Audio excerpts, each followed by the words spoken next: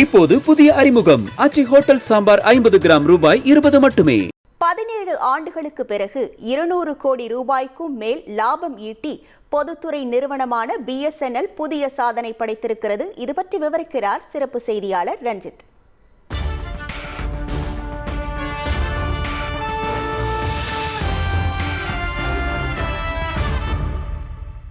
இனி நான் போகிற பாதை சிங்கப்பாதை அப்படின்னு சிவாஜி திரைப்படத்தில் நடிகர் ரஜினிகாந்த் சொல்லக்கூடிய டயலாக் இன்னைக்கு பொதுத்துறை நிறுவனமான BSNLக்கு அப்படியே பலித்திருக்கிறது. சரி, BSNLக்கு என்ன நடந்தது? அதாவது 17 வருஷத்துக்கு பிறகு முதல் முறையாக 262 கோடி ரூபாயை BSNL லாபமாக ஈட்டியிருக்கு. இதுக்கு என்ன காரணம் அப்படின்னு பார்க்கும்போது ஒரு சின்ன ஃப்ளாஷ்பேக்கை நம்ம தெரிஞ்சுக்கணும். போன வருஷம் ஜூலை மாதம் இந்தியாவை பொறுத்த வரைக்கும் தனியார் தொலைத்தொடர்பு நிறுவனங்கள் ஜியோ, ஏர்டெல், வோடஃபோன் ஐடியா ஆகிய 3 நிறுவனங்கள் தான். இந்த 3 நிறுவனங்களும் ஒரே நேரத்தில் ரீசார்ஜ் டேரிஃபை தாறுமாறாக உயர்த்திடுச்சு. வாடிக்கையாளர்கள்லாம் அதிர்ச்சியும் அடைஞ்சாங்க.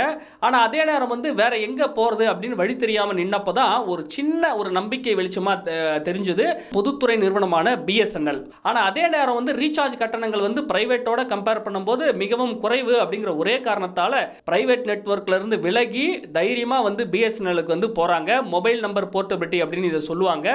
அந்த வகையில் ஜூலை மாதத்துலேருந்து இப்போ நடப்பு பிப்ரவரி மாதம் வரைக்கும் சுமார் 7 மாத காலத்தில் மொத்தம் 1,30,00,000 பேர் தனியார் தொலைத்தொடர்பு நிறுவனங்களிலிருந்து விலகி BSNLக்கு வராங்க.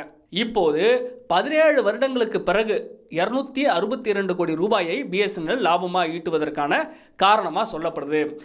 BSNL in the earnings announced today has posted a quarterly profit of close to 262 crores. India முழுக்க பார்த்தீங்கன்னா ஒரு 50% மேலே 4G சேவையை கொண்டு வந்துட்டாங்க அப்படின்னு சொல்லலாம்.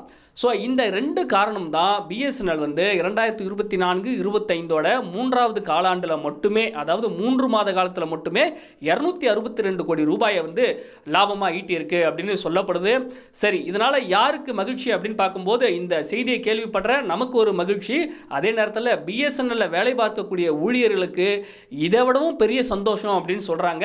கடைசியாக 2007 தான் BSNL லாபத்தில் இயங்குச்சு. அதன் பிறகு முழுக்கவே நஷ்டம் தான். அதனால் நஷ்டம் அப்படிங்கிற ஒரு காரணத்தை காட்டி பொதுத்துறை நிறுவனம் அப்படிங்கிறதுனால BSNL ஊழியர்களுக்கு சம்பளம் ரிவிஷன் பண்ணலை. அதாவது கடைசியாக பண்ணது பார்த்திங்கன்னா 2007 தான் சம்பளத்தை ரிவைஸ் பண்ணாங்க.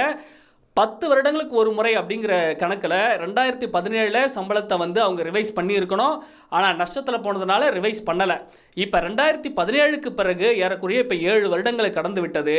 இந்த நேரத்தில் தான் BSNL லாபம் பார்க்க தொடங்கியிருக்கு. அதனால் BSNL ஊழியர்கள் தங்களுடைய சம்பள விகிதமும் இதனால் மாற்றி அமைக்கப்படும் அப்படின்னு ஒரு பெரிய மகிழ்ச்சியில் இருக்காங்க அப்படிங்கிறது குறிப்பிடத்தக்கது.